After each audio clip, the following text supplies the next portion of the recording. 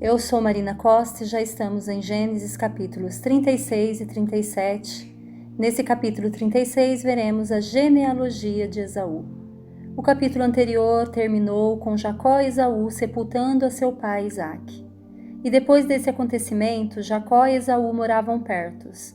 Portanto, os bens dos dois eram tantos que eles já não podiam morar mais juntos.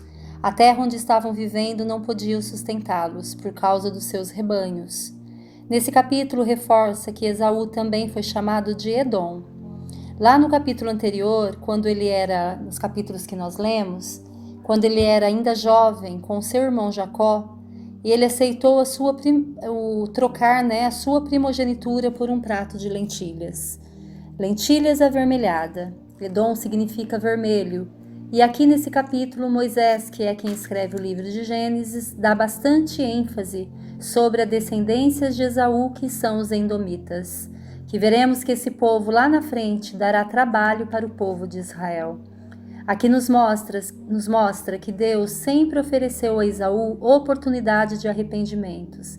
A família de Esaú sempre prosperaram, se tornaram príncipes e reis, só que nenhum deles buscava ao Senhor.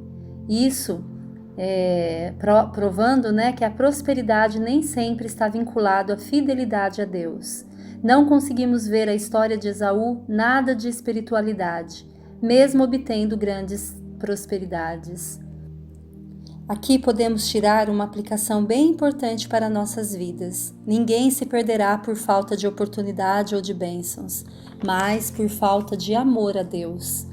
E no capítulo seguinte, o capítulo 37, é uma história inspiradora de um grande homem chamado José. José foi, sem sombra de dúvidas, a figura mais perfeita de Cristo no Antigo Testamento. Vamos encontrar erros na trajetória de Abraão, de Isaque, Jacó, de Moisés, de Davi, mas com certeza não encontramos defeito na trajetória de José. Logo no primeiro versículo inicia sobre a história de Jacó. Jacó habitou na terra de Canaã, onde seu pai tinha vivido como estrangeiro. E no versículo 2 fala assim: esta é a história da família de Jacó. Quando José tinha 17 anos, pastoreavam os rebanhos com os seus irmãos. Já inicia então falando de José, mesmo ele sendo mais moço.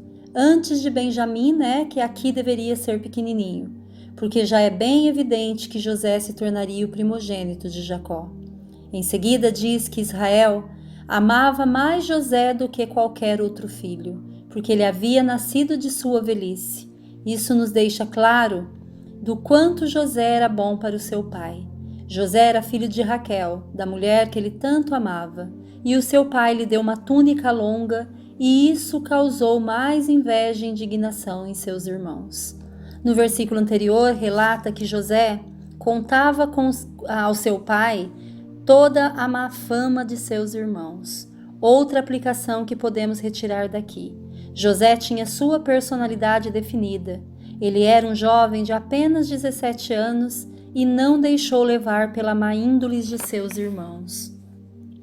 Com José aprendemos a grande lição: ele não negocia seus princípios cristãos. José logo em seguida terá sonhos. Ele tem a revelação divina que ele um dia iria reinar sobre a casa de seu pai, e sendo assim, ele passa a ser ainda mais odiado por seus irmãos. Outra aplicação que tiro para a minha vida e compartilho com você: não conte seus sonhos para qualquer pessoa. Nem todos estão prontos para compartilhar com você as revelações que Deus tem colocado e plantado em seu coração. Porém, em seguida, veremos o plano diabólico que os irmãos que o invejavam irá fazer para livrá-los de uma vez por toda dos sonhadores José. Quem está querendo matar os seus sonhos? Quem está querendo frustrar o teu chamado? Lá em Romanos 8, 28, um versículo que amo, se aplica perfeitamente para a vida de José. Tudo coopera para o bem daquele que ama a Deus, dos que foram chamados de acordo com seu propósito. Veremos que toda a trama de seus irmãos se transformam em propósito único do nosso Deus. Mas aqui José não tinha esse versículo a que se apegar e nem memorizar. Ele tinha um sonho, uma revelação.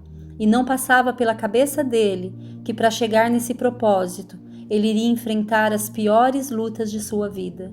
Ele irá lidar a partir de agora com o ódio, com o desprezo, com a inveja, com a traição, a ganância, com os maus tratos, com a injúria e com o cárcere.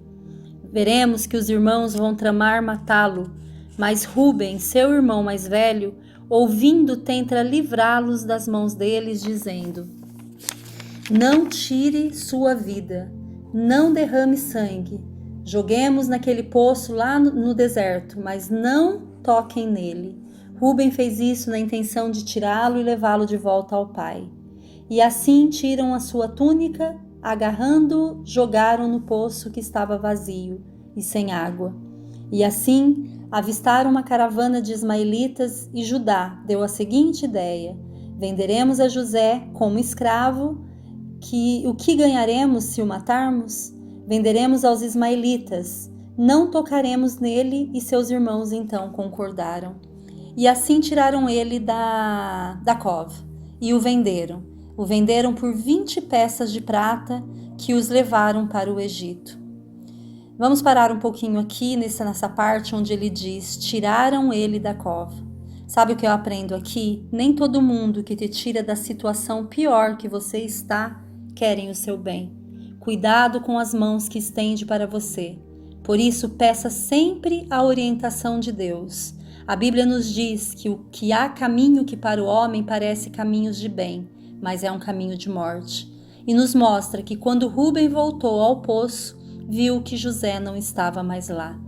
E ali eles mataram um bode, mergulharam no sangue a túnica de José e entregou então ao seu pai, como se um animal selvagem havia devorado José. Jacó rasgou as suas vestes, vestiu-se de pano grosseiro, chorou muito por dias por seu filho morto. Ele estava inconsolável e não aceitava as palavras de ninguém. E o capítulo se encerra José sendo vendido no Egito para Potifar, oficial do faraó e capitão da guarda. Estudaremos sobre José até o final de Gênesis. As provações de José estão apenas começando. É uma trajetória linda e que pode nos inspirar a continuar firme, mesmo que a situação não seja favorável. José nos ensina que devemos agir com excelência em toda e qualquer situação, acreditando que estamos sendo forjadas para sair do poço desse mundo para o palácio de Deus.